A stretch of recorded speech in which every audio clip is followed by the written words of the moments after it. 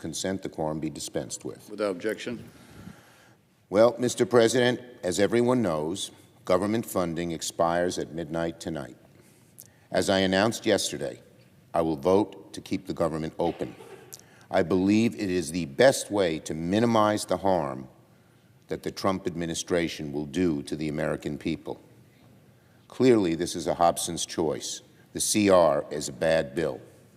But as bad as the CR is, I believe allowing Donald Trump to take even much more power via a government shutdown is a far worse option.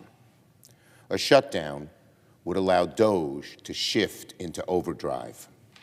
Let me repeat, a shutdown will allow DOGE to shift into overdrive. It would give Donald Trump and DOGE the keys to the city, state, and country. Donald Trump and Elon Musk would be free to destroy vital government services at a much faster rate than they can right now, and over a much broader field of destruction that they would render. In a shutdown, Donald Trump and DOGE will have the power to determine what is considered essential and what is not. And their views on what is not essential would be mean and vicious, and would decimate vital services and cause unimaginable harm to the American people. Making matters even worse, in a shutdown, there is no check on their determinations, Trump and DOGE's determinations on what is essential and what is not.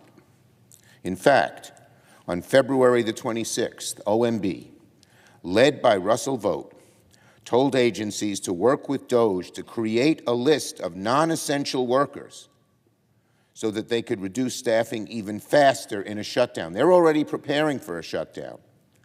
Musk has told everybody he wants a shutdown because he knows it will help him achieve his horrible goal of just decimating the federal government from one end to the other.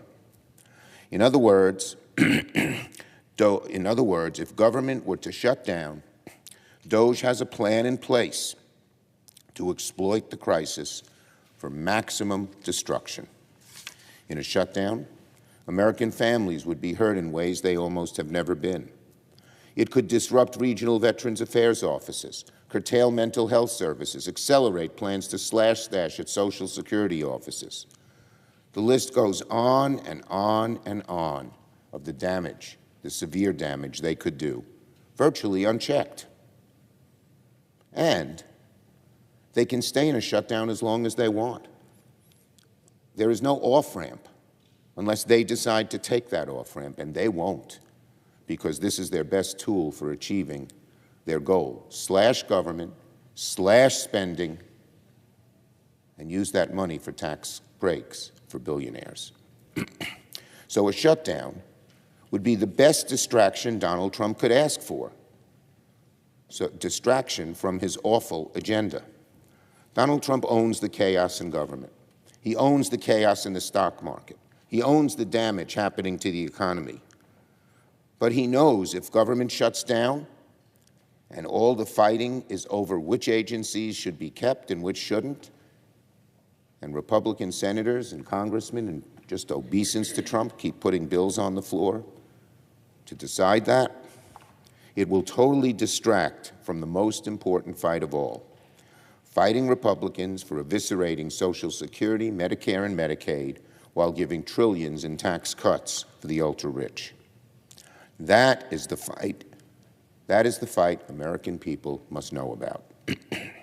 A shutdown will be a costly distraction from this all-important fight.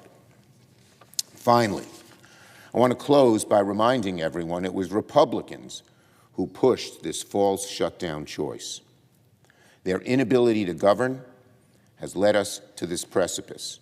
Our caucus members have been torn between two awful alternatives, and my colleagues and I have wrestled with which alternative would be worse for the American people. Different senators come down on different sides of this question, but that does not mean that any Senate Democrat supports a shutdown. Whatever the outcome, our caucus will be united in our determination to continue the long-term fight to stop Donald Trump's dangerous war on our democracy and on America's working families. I yield the floor and note the absence of a quorum. The clerk will call the roll. Ms. Alston-Brooks.